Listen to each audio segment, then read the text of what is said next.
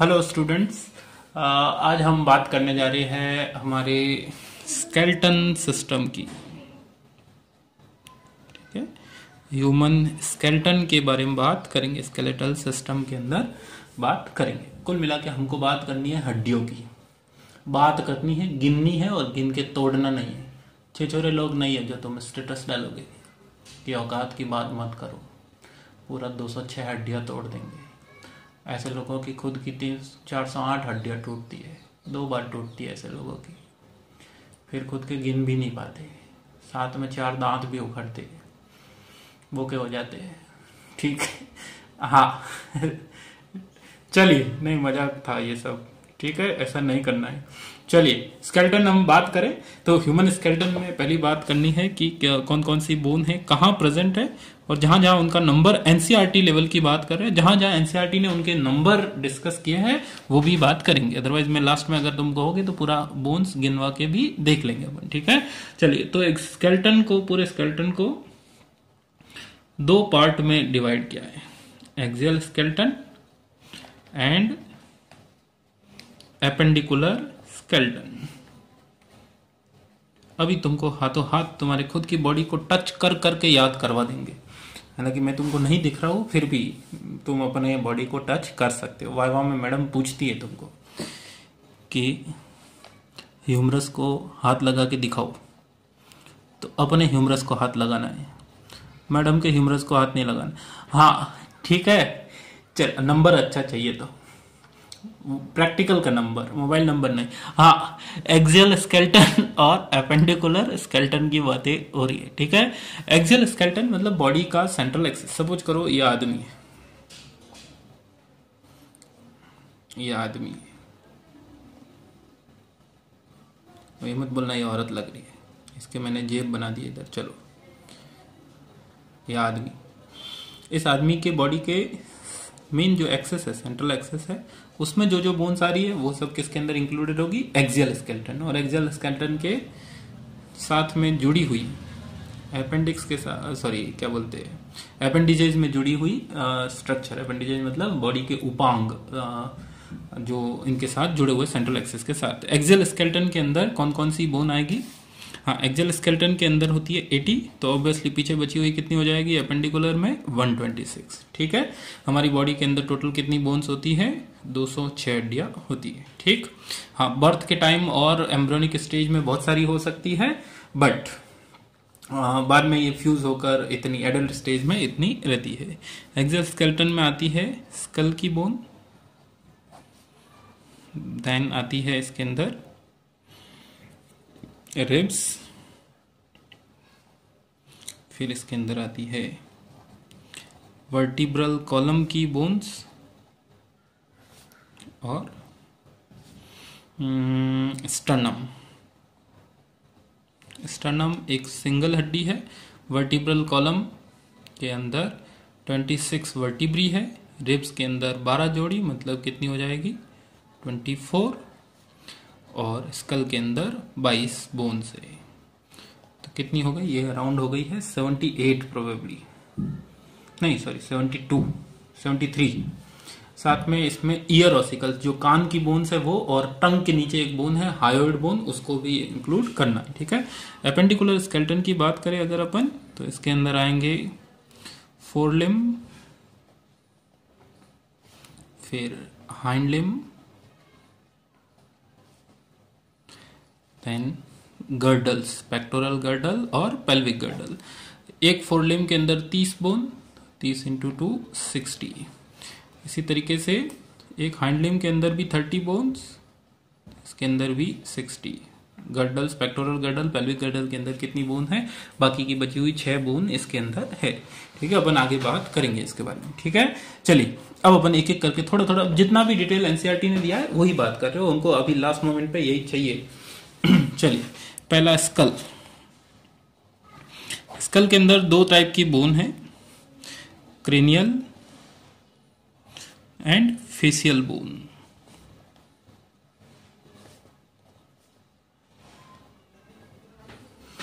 Cranial bone जो है वो है 8, फेशियल बोन कितनी है 14, तो टोटल कितनी हो गई 22। स्कल के साथ में हमको गिनना है 3 ईयर ओसिकल्स को भी, मेलियस, इंकस और स्टेपिस, और साथ साथ एक और बोन को गिनना है जिसका नाम है हायोइड बोन, जो कहाँ प्रेजेंट है, बकल कैविटी के फ्लोर में, टंग के नीचे। Tongue forms floor of the buccal cavity.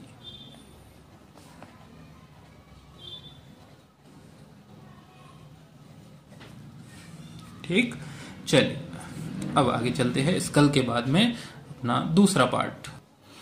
ठीक है, हाँ, स्कल से आगे दूसरा पार्ट में जाने से पहले एक याद रखना, हमारा जो स्कल है वो वर्टिब्रल कॉलम के साथ में जुड़ता है with the help of occipital condyle. Skull के एकदम पोस्टीरियर पार्ट पे प्रेजेंट स्ट्रक्चर ऑक्सीपिटल, तो 2 ऑक्सीपिटल कॉन्डाइल है जिसके थ्रू वर्टिब्रल कॉलम के साथ में ये जुड़ा हुआ है, इसीलिए ह्यूमन स्कल कैसा होता है, डाइकॉन्डाइलिक स्कल होता है। ठीक है, चलिए, तो ये जरूर ध्यान रखना, डाइकॉन्डाइलिक स्कल प्रेजेंट होता है। नेक्स्ट अपन बात करते हैं दूसरा पार्ट। पहले वर्टिब्रल कॉलम की बात कर लेते हैं, आसान। वर्टिब्रल कॉलम, वर्टिब्रल कॉलम बना हुआ है वर्टिब्री से। कहां से? वर्टिब्री से बना हुआ है।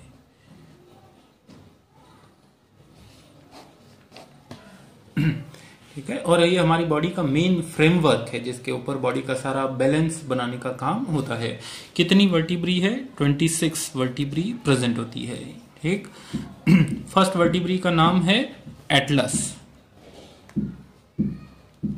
जो किसके साथ जुड़ती है? ऑक्सीपिटल कॉन्डाइल के साथ में जुड़ेगी। ये बात जरूर ध्यान रखना, पहली वर्टिब्री का नाम क्या है? एटलस, जो इसके साथ में जुड़ेगी।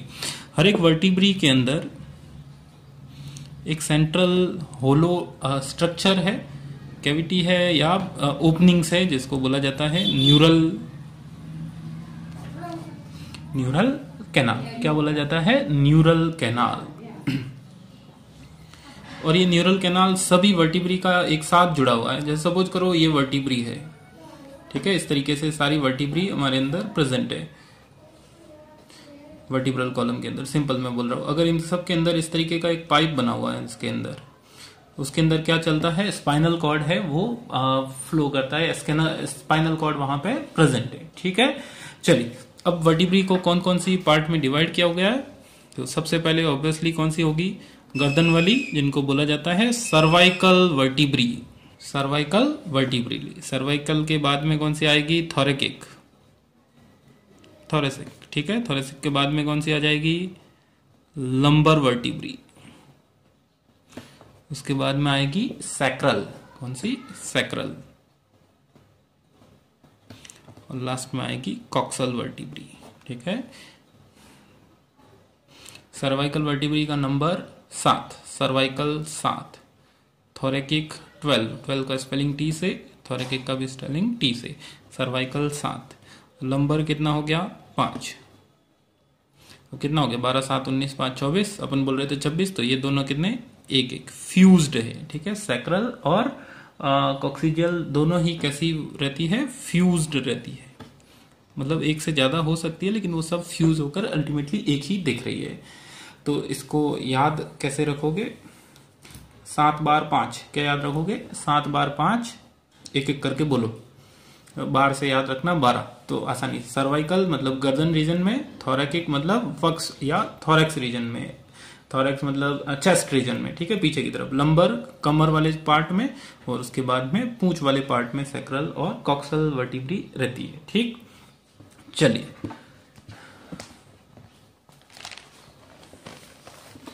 नेक्स्ट अपन बात करते हैं रिब्स की। तो पहला और most important part upon ribs that human ribs are bicephalic. Cephalo word use किया जाता है हेड पार्ट के लिए। ठीक है, तो दे हैव 2 आर्टिकुलर साइट, मतलब जुड़ने वाली साइट ऑन डोर्सल सरफेस,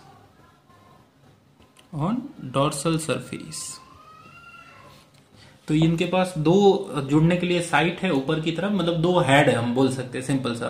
तो और वो किसके साथ में जुड़ती है, पीछे की तरफ डोर्सल साइड में वर्टिब्रल कॉलम के साथ में जुड़ेगी। ठीक है, ये कोई भी ऑर्गेनिज्म अगर ऐसा है 4 पैर पे चल रहा है, अभी तुम्हारी बात नहीं हो रही है, ये कोई भी हो सकता है, पूंछ उठा के गाय नहीं चलती, डॉग, ठीक है। ठीक है, तो ये ऊपर वाला पार्ट डॉर्सल पार्ट, हमारा जो बैकबोन जिस तरफ है वो डॉर्सल पार्ट है, जबकि हमारा हार्ट जिस तरफ है वो कौन सा है, वेंट्रल पार्ट। ठीक है, तो डॉर्सल साइड में किसके साथ में जुड़ी हुई है, वर्टिब्रल कॉलम के साथ, जबकि वेंट्रल साइड पे किसके साथ जुड़ी होती है, वेंट्रल साइड में ये जुड़ी हुई है स्टर्नम के साथ में। And sternum is a flat bone on ventral surface of our body. ध्यान रखना, अगर क्वेश्चन आए कि वेंट्रल साइड में कौन सी फ्लैट बोन से जुड़ती है, then it is sternum, answer होगा उसका। ठीक है, चलिए, ठीक है, तो वेंट्रल सरफेस पे रिब्स किसके साथ में जुड़ी हुई है, स्टर्नम के साथ में जुड़ी होती है। ठीक है, अब रिब्स के टाइप, 3 टाइप की रिब्स है। हाँ, कितना पेयर है, 12 पेयर्स, 12 पेयर्स। ठीक है, 12 पेयर में से कुछ रिब्स है जिनको बोल रहे हैं true ribs, then false ribs, ठीक है, एंड फ्लोटिंग रिब्स। ठीक है, ट्रू रिब्स है जो फर्स्ट 7 पेयर, 1 से लेकर 7वां pair, false ribs 8th, 9th and 10th pair, and floating ribs 11th and 12th pair. ऐसा क्यों है, क्योंकि जो ट्रू रिब्स है वो डॉर्सल और वेंट्रल सरफेस दोनों पर जुड़े हुए हैं। ठीक है, डॉर्सल और वेंट्रल सरफेस दोनों पर जुड़े हुए, मतलब डॉर्सल साइड में वो किससे जुड़े होंगे, वर्टिब्रल कॉलम के साथ में, जबकि वेंट्रल साइड में वो किसके साथ जुड़े हुए होंगे, स्टर्नम के साथ में, इस तरीके का।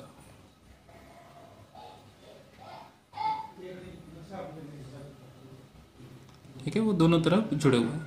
ठीक, चल next, false ribs 8, 9, 10 rib dorsal side में तो वर्टिब्रल कॉलम के साथ में जुड़ी हुई है, बट वेंट्रल साइड में तीनों फ्यूज हो जाती है। ठीक है, तीनों आपस में फ्यूज हो जाती है। अगर स्केलेटन को ध्यान से देखोगे तो वहां पे कुछ रिब्स तो इस तरीके से जुड़ी हुई है, कुछ रिब्स है वो तीनों आपस में जुड़ जाती है और इस वाली 7th वाली रिब्स के साथ में जुड़ जाती है इस तरीके से। यहाँ पे देखो 1, 2, 3, ये तीनों आपस में जुड़ गई और किसके साथ में जुड़ गई, 7th रिब्स के साथ में जुड़ जाती है। तो वेंट्रल साइड पे ये इंडिपेंडेंटली नहीं जुड़कर आपस में फ्यूज होकर 7th रिब के साथ में जुड़ जाती है। ठीक है, इनको एक और नाम दिया जाता है वर्टिब्रोकॉन्ड्रल,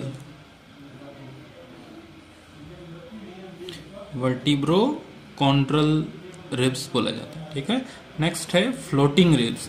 फ्लोटिंग रिब्स डॉर्सल साइड में जुड़ी हुई है, वेंट्रल साइड पे फ्री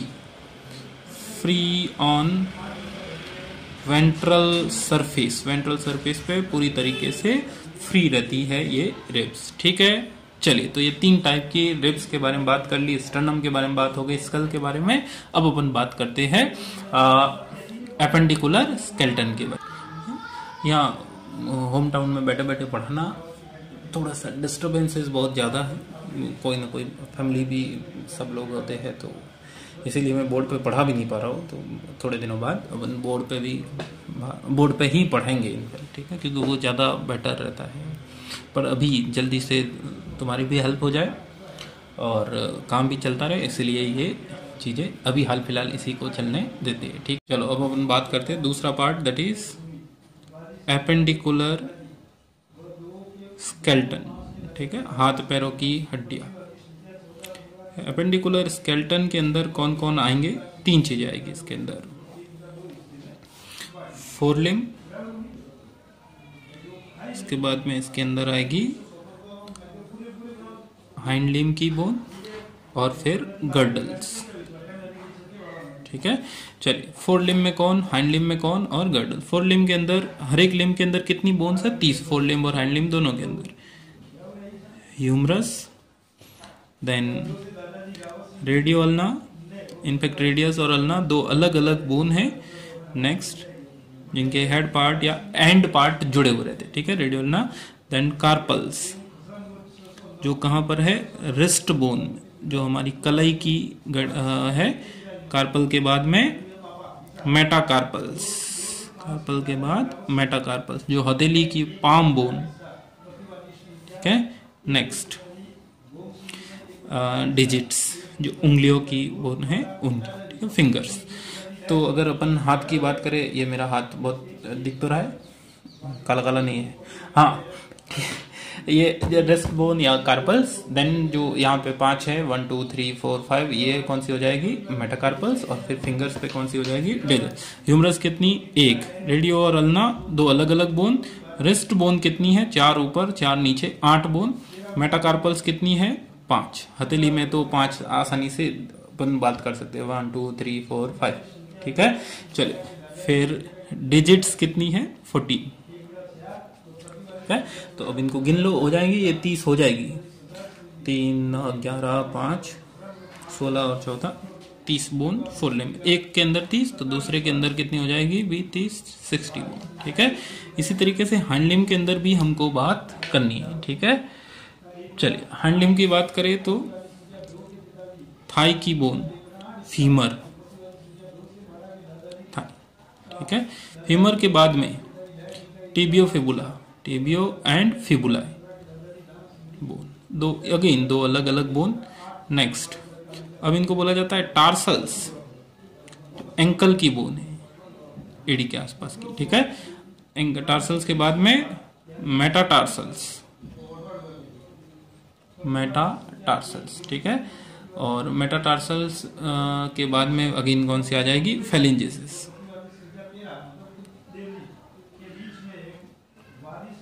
ठीक। फीमर कितनी, 1। टिबिया फिबुला 2 अलग अलग बोन। टार्सल के अंदर बस यही ध्यान, कार्पल 7 है, कार्पल 8 है, टार्सल 7 है। मेटाटार्सल्स कितनी, सेम 5 तलवे की, ठीक है। और फेलिंजेस अगेन कितनी हो जाएगी, 14, ठीक है। तो ये बोन्स आ गई यहाँ पर आसान। एक और बोन है, इसका नाम है पटेला, नी बोन, जो नी को वेंट्रल साइड में, कहां पर, वेंट्रल साइड में कवर करने का काम करती है, ठीक है। तो नी बोन 1। अब इनको भी गिनोगे तो अल्टीमेटली कितनी हो जाएगी, 30। एक टांग में 30, अब तुम्हारे दोनों टांग है तो 30 × 2 60, ठीक है। चलिए तो ये appendicular skeleton, four limb, hand limb, इसमें तो कोई दिक्कत ही नहीं है। नी बोन जरूर ध्यान रखना, जो नी कैप भी बोला जाता है, वेंट्रल साइड में नी को कवर करने का काम करेगी। गर्डल्स की बात करते हैं, ये और भी इंपॉर्टेंट, 2 टाइप के girdles,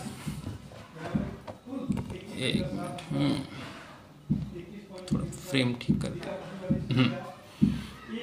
pectoral girdle, pelvic girdle,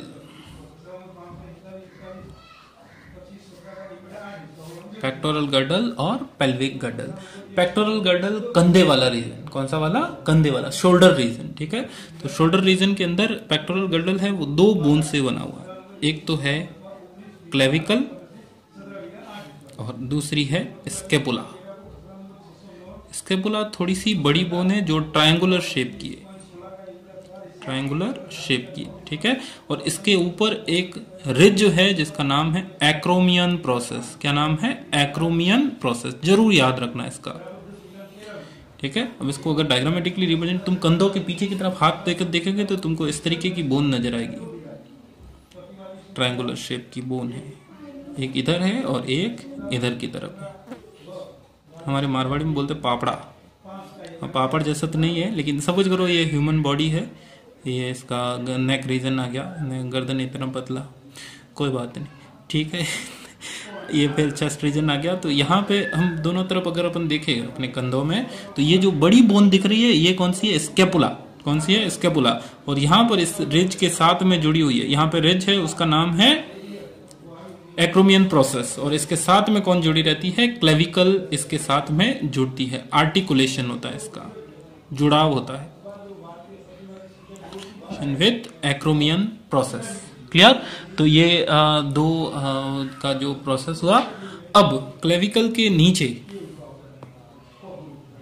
clavicle के नीचे एक कैविटी प्रेजेंट है, जो इंपॉर्टेंट कैविटी, इसका नाम है ग्लिनोइड कैविटी। क्या नाम है? Glenoid cavity.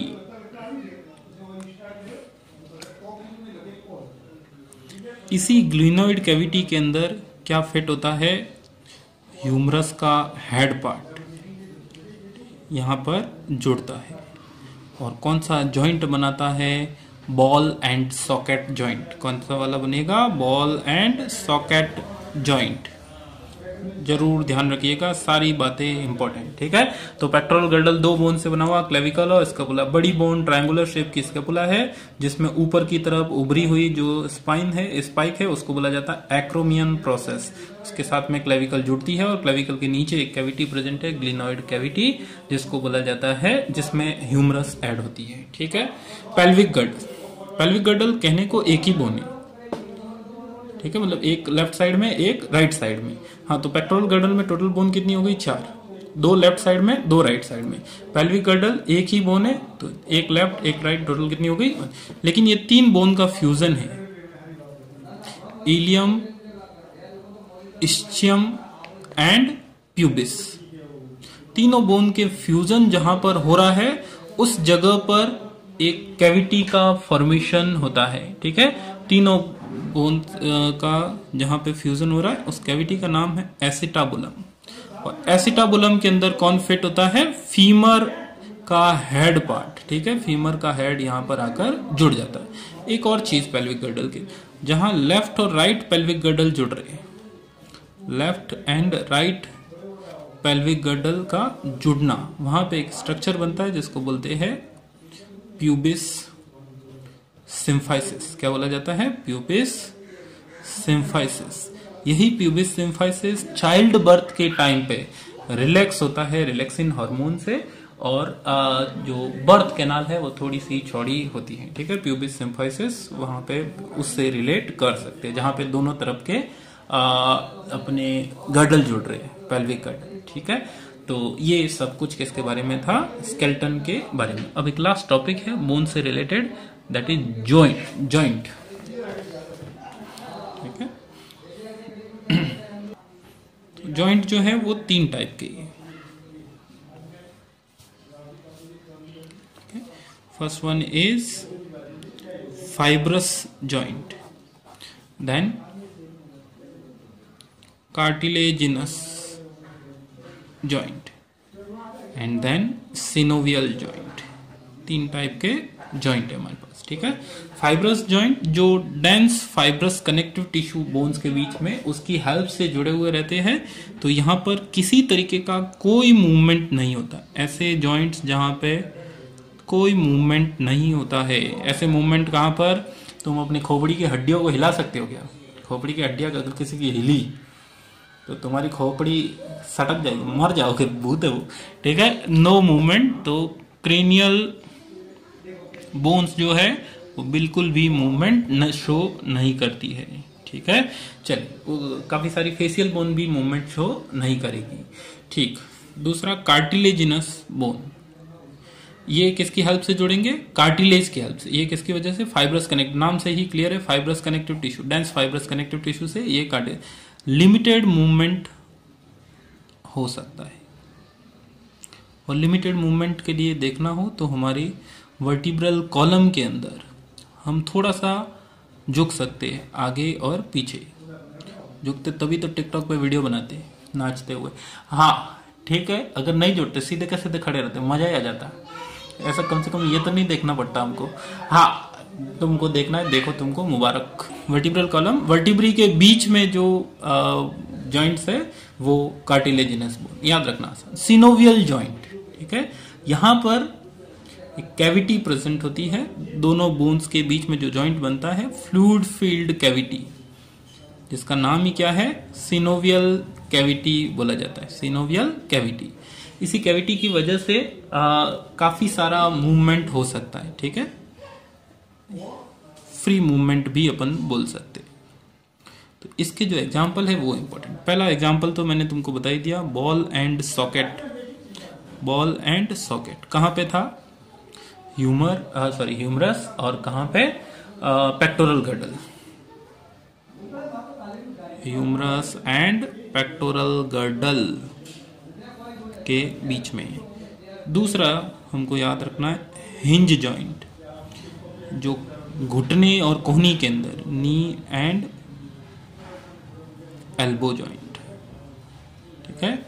तीसरा याद रखना है पाइवोट जॉइंट। ये सब एनसीईआरटी के एग्जाम्पल है, तो इनको तुमको याद रखना ही रखना है। ठीक है। जो दो वर्टिब्री है, पहली Atlas and second axis vertebrae के बीच में, जो 26 वर्टिब्री है उसमें से पहली एटलस सेकंड एक्सिस, इनके बीच में ये प्रेजेंट होता है। ठीक है। Next gliding joint, wrist bone जो कार्पल के बीच में है, between carpals. And last one is saddle joint.